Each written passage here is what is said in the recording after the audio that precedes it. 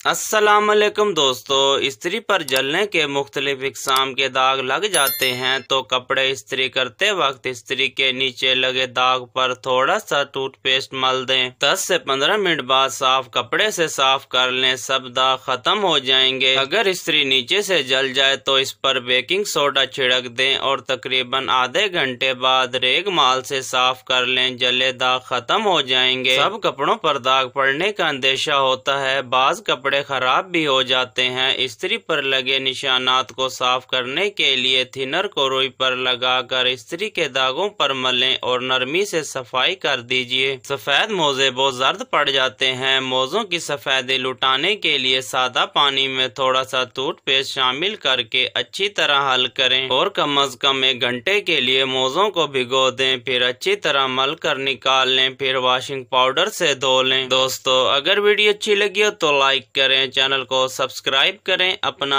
ख्याल रखिएगा। मिलते हैं नेक्स्ट वीडियो में। अल्लाह हाफिज।